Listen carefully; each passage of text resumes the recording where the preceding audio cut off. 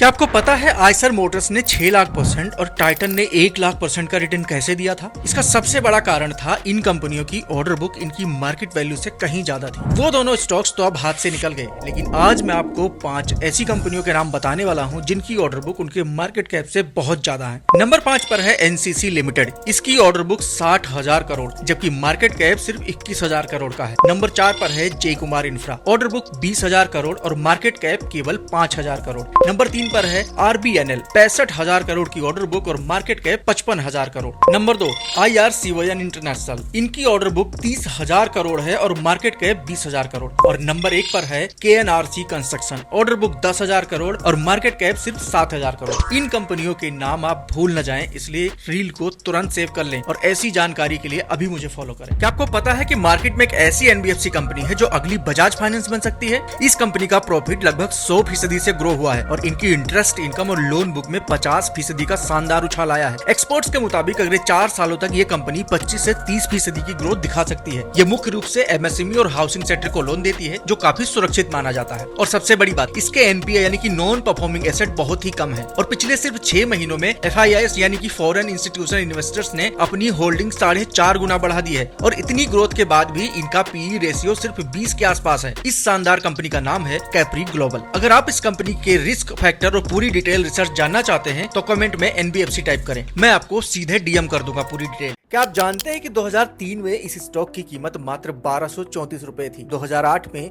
ये बढ़कर 3,417 हो गई और 2013 में 12,926 और 2018 में ये 74,974 रुपए के पार पहुंच गई। 2023 में ये भारत का सबसे पहला स्टॉक बना जिसने 1 लाख की जादुई आंकड़े को छुआ। ये कहानी है एमआरएफ की। अगर 2003 में आपने इस स्टॉक में 1 लाख रुपए लगाए होते तो आज उसकी वैल्यू लगभग 1 करोड़ होती, क्योंकि आज की डेट में ये स्टॉक 1,34,000 के आसपास ट्रेड कर रहा है। लॉन्ग टर्म इन्वेस्टमेंट की यही ताकत है। स्टॉक मार्केट के ऐसे ही बेहतरीन इनसाइट्स के लिए हमें अभी फॉलो एंड सब्सक्राइब करें। क्या आपके भी पोर्टफोलियो में वेदांता के शेयर्स हैं? अगर हाँ तो फाइनली आपका इंतजार खत्म हुआ, क्योंकि वेदांता के डीमर्जर की फाइनल डेट आ चुकी है। 1 मई 2026 से डीमर्जर पूरी तरह से लागू हो जाएगा, जिसने वेदांता के इन्वेस्टर्स के पोर्टफोलियो को पूरी तरह से बदलने का रास्ता साफ कर दिया है। आसान भाषा में इसका रेशियो समझे तो ये 1:1, 1:1, 1:1 है। इसका सीधा सा मतलब है कि अगर आपके पास वेदांता का एक शेयर है तो आपको 4 नई और अलग अलग कंपनियों में शेयर्स बिल्कुल मुफ्त मिलेंगे। ये 4 नई कंपनियां अपने अपने प्योर प्ले सेक्टर की दिग्गज होंगी। Vedanta aluminium VAML, Talwandi Sabo power TSPL, Malco energy MEEL, Vedanta iron and steel VISL। लेकिन इस पूरी खबर में सबसे बड़ा गेम चेंजर क्या है? भारत एल्युमिनियम का पूरा स्टेक अब सीधा वेदांता एल्युमिनियम बिजनेस के पास जा रहा है, जिससे इस पर्टिकुलर सेक्टर की वैल्यूएशन में जबरदस्त इंक्रीज देखने को मिल सकता है। हर कंपनी अलग लिस्ट होगी, यानी कि ज्यादा फोकस और ज्यादा वैल्यू। तो क्या आप इस डीमर्जर के लिए एक्साइटेड हैं? आपके पास वेदांता के कितने शेयर हैं? मुझे कमेंट में बताएं और स्टॉक मार्केट से जुड़ी ऐसे ही रियल टाइम अपडेट के लिए अभी मुझे फॉलो करें। गोल्ड में इन्वेस्ट करना है तो 15 रुपए का टाटा गोल्ड ETF ले लो। सिल्वर में इन्वेस्ट करना है तो 24 रुपए का टाटा सिल्वर ETF ले लो। लेकिन अगर इंडियन स्टॉक मार्केट में इन्वेस्ट करना है तो 277 रुपए का निफ्टी 20 ले लो। अमेरिका के मार्केट में इन्वेस्ट करना है तो 289 रुपीज का मून 100 ETF ले लो।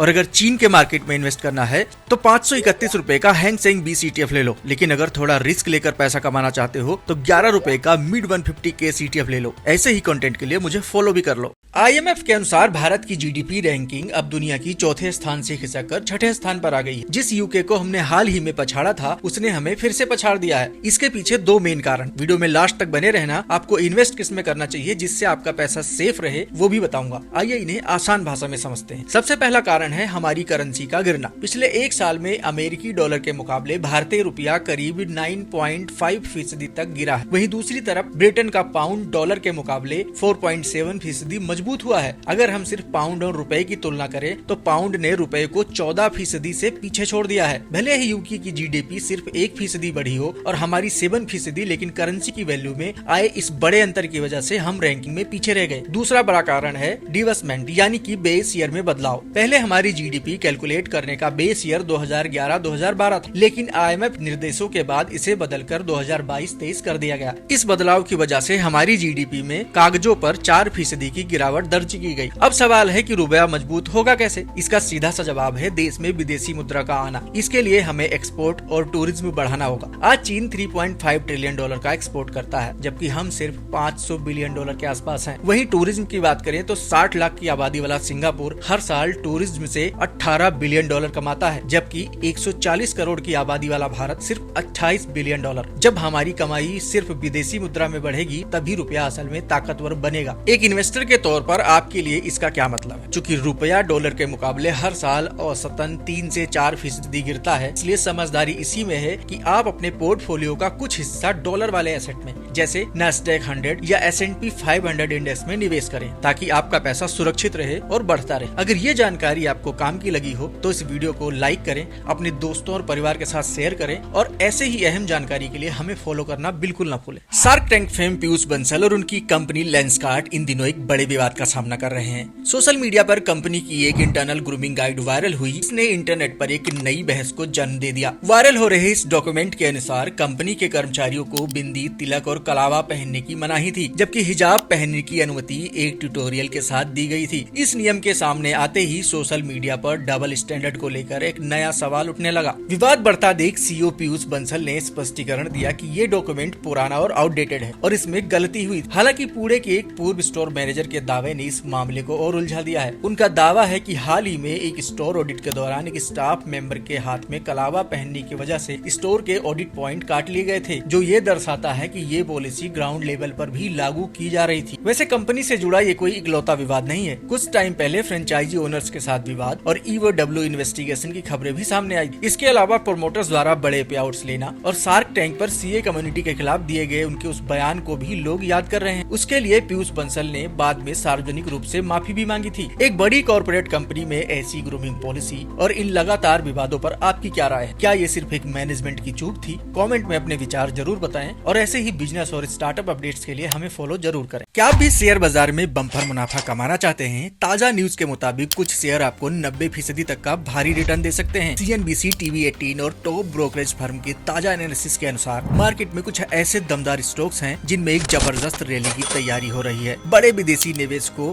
FIIs का पैसा भी इन चुनिंदा कंपनियों में तेजी से आ रहा है। ग्रीन एनर्जी, फाइनेंस और टेक सेक्टर के कुछ बेहतरीन स्टॉक्स इस लिस्ट में सबसे आगे हैं। लेकिन ध्यान रहे, किसी भी शेयर में पैसा लगाने से पहले सही एंट्री पॉइंट का इंतजार करें और कंपनी के फंडामेंटल को खुद जरूर चेक करें। ऐसे ही डेली स्टॉक मार्केट अपडेट और डीप एनालिसिस के लिए वीडियो को लाइक करें और हमें फॉलो एंड सब्सक्राइब जरूर करें। 2027 तक इंडिया का ड्रोन मार्केट 20,000 करोड़ तक पहुंचने वाला है और सरकार की PLI स्कीम इस सेक्टर को और तेजी से बढ़ा रही है। डिफेंस से लेके लॉजिस्टिक तक ड्रोन सब हर जगह हैं। अगर आप भी इस फ्यूचरिस्टिक ग्रोथ का हिस्सा बनना चाहते हैं तो इन 3 ड्रोन स्टॉक्स को रडार पर जरूर रखें। पहला नाम है आइडिया 4। डिफेंस और सिक्योरिटी ड्रोन में इनका 90% मार्केट शेयर है। अभी शेयर लगभग 478 रुपए के आसपास ट्रेड कर रहा है। ये स्टॉक अभी बॉटम आउट हो रहा है, इसलिए फ्रेश इन्वेस्टमेंट से पहले थोड़ा क्लैरिटी का वेट जरूर करें। दूसरा स्टॉक है पारस डिफेंस। ये company defence grade surveillance drone पर फोकस करती है। अभी शेयर लगभग 819 रुपए के आसपास ट्रेड कर रहा है और लॉन्ग टर्म के लिए एक बहुत ही स्ट्रॉन्ग कैंडिडेट है। और तीसरा और सबसे दमदार कंपनी है जेन टेक्नोलॉजीज। ये ड्रोन सिमुलेटर और ट्रेनिंग सिस्टम में स्पेशलाइज्ड है। करंट प्राइस 1628 रुपए के आसपास है और कंपनी के प्रॉफिट मार्जिन लगातार शानदार ग्रोथ दिखा रहे हैं। इनमें से आपका फेवरेट स्टॉक कमेंट में जरूर बताएं और शेयर मार्केट से जुड़ी ऐसे ही डीप एनालिसिस के लिए हमारे पेज और चैनल को अभी फॉलो एंड सब्सक्राइब करें। क्या आप भी शेयर बाजार से पैसा कमाना चाहते हैं लेकिन कंफ्यूज हैं कि कौन सा शेयर खरीदे? तो कोई भी शेयर खरीदने से पहले ये 6 चीजें जरूर देख लीजिए। नंबर 1, कंपनी का PE रेशियो हमेशा उसके इंडस्ट्री PE से कम होना चाहिए।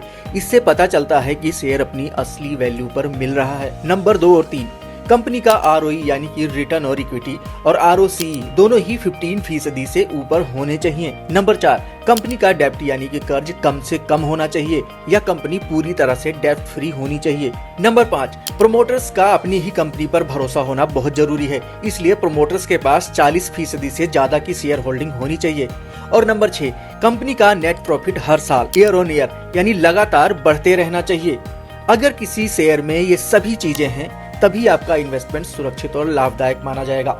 ऐसे ही और फाइनेंशियल जानकारी के लिए वीडियो को लाइक करें और हमें फॉलो एंड सब्सक्राइब जरूर करें।